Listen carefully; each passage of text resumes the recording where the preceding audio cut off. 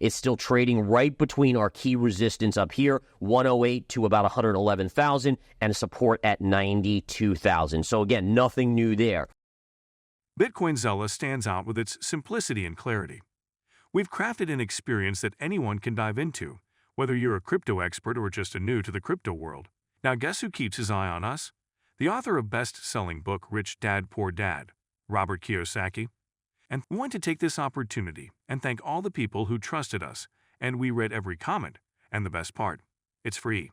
Subscribing now means you will get all new information for free. Don't just follow the trends, stay ahead of them. Subscribe to Bitcoin Zella today and enjoy the new edge. Gareth Soloway breaks down Bitcoin and crypto price predictions, key market analysis, and the latest S&P 500 trends. Will stocks soar or crash? Let's watch him uncover the insights. First, let's get into the S&P this morning. Follow me over to the big board, take a look. And what we're really seeing here, folks, is that the markets are trading basically flat to slightly lower, right? So here yesterday, we closed up in this range here. You then had Google reporting / Alphabet reporting earnings. That stock got crushed. AMD got crushed. And we did see the markets trending lower into the 4 o'clock morning time here, right? So really early in the morning, markets were down at their lows. But like we've seen so many times, the markets tend to find those buy the dippers and float off of those lows as we get closer to the U.S. Open. Now, again, we still are flat to negative on the markets, but let's see what happens today on the back of these Google / Alphabet earnings, as well as AMD. Plus, we have to go over a bunch of other ones, Snapchat, Chipotle. I mean, so many companies reporting yesterday after hours, and even this morning, Disney reported, as well as some others. All right.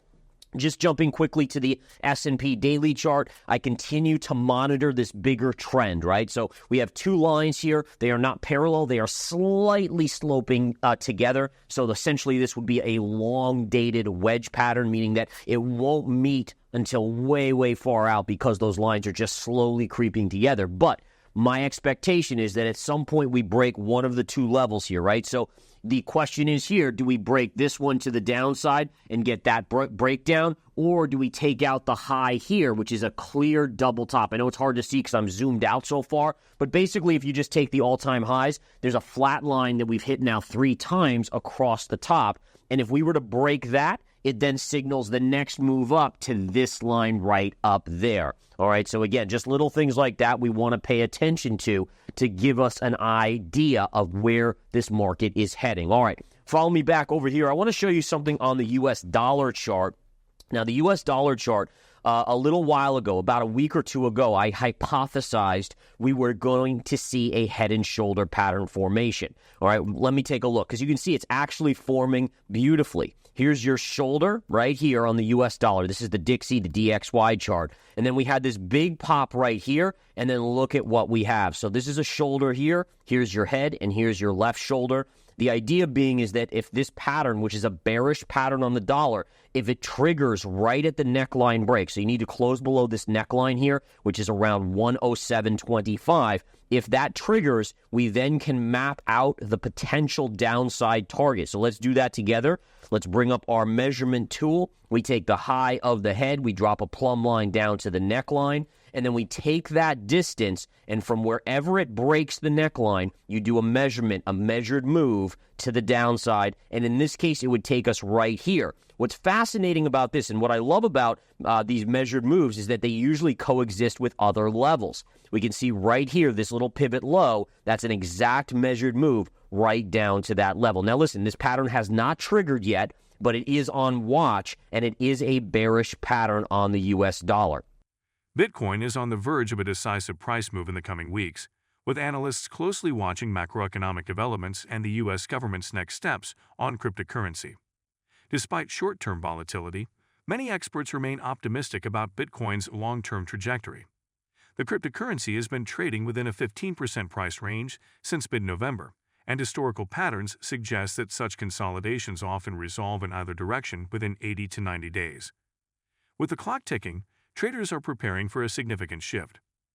One major factor influencing Bitcoin's price is its resilience amid economic turbulence. Despite the impact of recent tariffs imposed by U.S. President Donald Trump on Canada, Mexico, and China, Bitcoin has managed to hold above $70,000. This strength was evident even after the largest liquidation event in crypto history on February 3, which wiped out over $2.24 billion in positions within 24 hours. Bitcoin briefly dipped below the crucial $100,000 mark, but quickly rebounded, reinforcing confidence among investors. Speculation is mounting that a major Bitcoin rally could follow if the U.S. government officially announces its plans to support the cryptocurrency. Some analysts believe that such an announcement could trigger an immediate $50,000 surge in Bitcoin's price, as institutional and retail investors rush in. Crypto experts argue that Bitcoin remains fairly valued, while altcoins are significantly undervalued, signaling that the broader crypto market still has enormous upside potential. With adoption at an all-time high, many believe this is not the time to step away from the market. Instead, it could be the beginning of another explosive rally, as Bitcoin continues to prove its strength in the face of global economic shifts. Listen, either way, Apple is lower. If we look at the chart here, we can see Apple is lower on the day. But what I want to show you on this chart is this. We're going to get rid of all of these lines and keep it simple. Well, what do we have on this chart as well? We have a shoulder. We have a head, very clear head.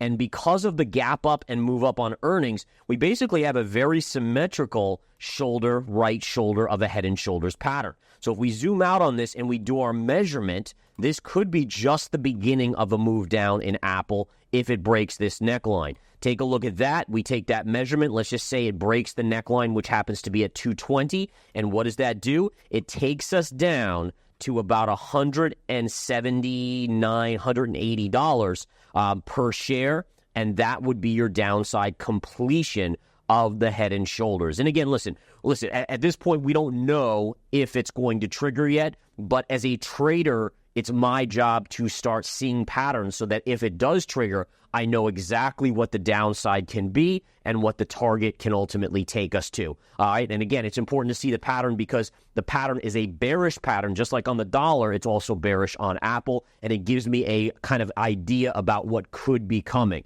Again, traders and investors and swing traders that know and look at charts ahead of time, they tend to make a lot more money because they're prepared for moves. They're not caught flat-footed or missing out on key trading opportunities. All right. Let's go into AMD. AMD getting hammered on earnings here. The stock was up quite a bit yesterday, so I think, again, it's not, if you took away yesterday's gains, it's not down so much. Right now, it's trading at around 108. If we go to the daily chart, I am watching this downsloping line right here today. Take a look. If we zoom out, high pivot to high pivot right to here, and this level would be just around 101 to 102. So if we do continue to flush down to that, let's say, 101 level, there may be an opportunity there. There's also a secondary level right below at around 93.75. It's not going to, again, pretty confidently I can say it's not going to get to 93.75 today. But again, in the next few days, if it continues to decline, that could be a key target. So somewhere basically between 193, there should be significant support on AMD. Now, Alphabet/Google, I've already annotated my levels here on the chart. Again, you can see here very clearly. In fact, I'll go over to the big board to kind of just talk a little bit about it here. But basically what we have is Alphabet, their cloud area did very, very poorly, well under expectations. That's kind of been one of the keys to Google, right? I mean, we know Google does the advertising and all that other stuff, the search, etc. But the cloud has been where a lot of their growth has come from. Well, that's starting to slow massively. And by the way, that's probably not a good thing for Microsoft as well. But the key being is this stock was trading up into earnings, basically, again, at all-time highs. The stock now is cratering back to about 190 to 191. My key levels here are very simple to see. You take your high pivot here, right here, you draw a straight line. It happens to go through right perfectly at that gap up right there, and that's at 182. So that will be first technical major support. You then have what we call a gap fill in technical analysis, which is basically the close of this day where it opened up this next day. When price tends to fill a gap, it usually bounces. Like, for instance, right here, let's say you had a price here, it gaps up here, and then goes like this. But when it comes down to this line here, it tends to bounce. At least probability-wise, that's what happens. So the idea is if it did come down here, it would hit and then bounce back there. Now, do we know if it's going to go back to all-time highs? No, and I'm not going to pretend to. The idea is we're looking for shorter-term moves where we know or can at least predict probability-wise it's a good chance of major technical support. Ethereum's price is on the rise today, gaining around 4% to trade above $2,800. This surge comes as the broader crypto market inches higher, but Ethereum is outperforming its peers. Several key factors are fueling this momentum, including the much-anticipated Petra upgrade, increasing investor interest in Ethereum-based exchange-traded funds, ETF, and improving technical indicators after a recent dip. The upcoming Petra upgrade is a major catalyst driving Ethereum's bullish momentum.